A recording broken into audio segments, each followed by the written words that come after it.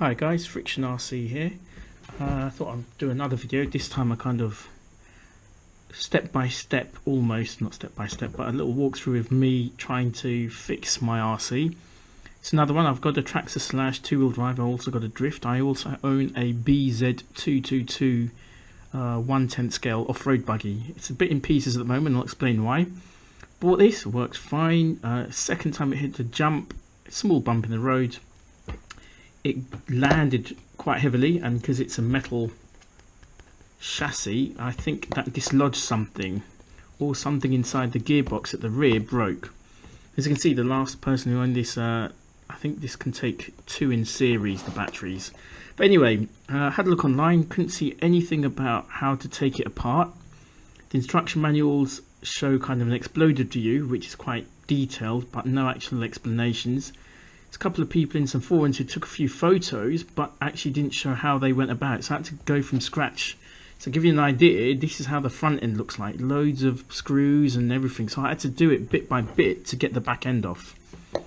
So, figure out what was wrong. So if I move that to one side, there you go. So this is the rear end, suspension arms, etc, etc. So that came off. Then came the thing holding the rear motor. Well, I'll say rear motor, there's only one, but holding the back motor off. These are the arms holding the, so they would sort of sit up here and they held the rear spoiler, and then obviously the gearbox, transmission, and the rear sort of arms and links. So knowing what I know when I owned the Tractor Slash about spurs and pinions, I got a grinding sound. So I tried tightening the spur gear to start with. That didn't work, because what happened was then you got a grinding sound, like really bad, and that would cause the motor to overheat. I could feel it getting really hot.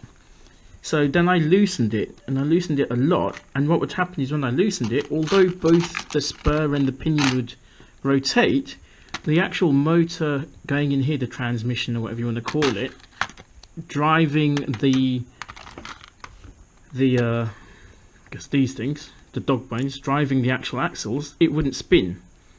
Now what I do know is, I don't know if you can see this, if I turn this, if I twist this, can you see it works alright in both directions?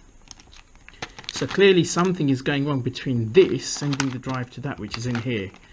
Now no one I've seen has actually made a video of that. There's some photos of people sort of, here you go, here's what it looks like, and that's it. So what I'm going to do is today is sort of bit by bit do a video to show how that looks. So fingers crossed this will work. Bear with me, because as you can see, one of the first things I'd advise you is, if you are doing anything like this, is keep a box for your parts. There are so many, and it was so confusing. You've got tiny little washers, you've got little I guess little pins like this, which I'm used to seeing certain bits, but here they've actually used them on the arms for the suspension and for the actual connecting it to the actual tires, so in the hexes basically, but also on the actual pinion. So if on the actual, not pinion, on the spur, the arm, can you see there's a hole here? So I don't know if you guys can see this. So that is for, and I've just gone and put it in, here we go, is for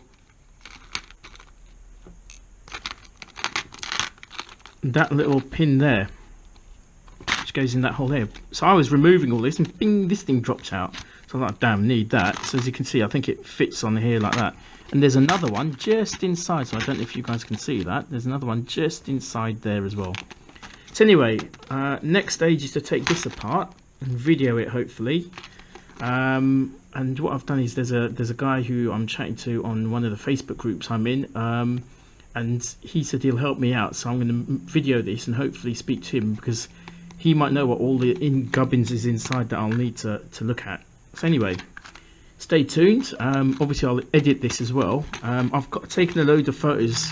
There's something a lot of people advised me, and I was going to do it anyways. When I'm taking it apart, as you can see, there's so much stuff, is to take photos at each point so I know how it fits back together again, because I'm new to all of this.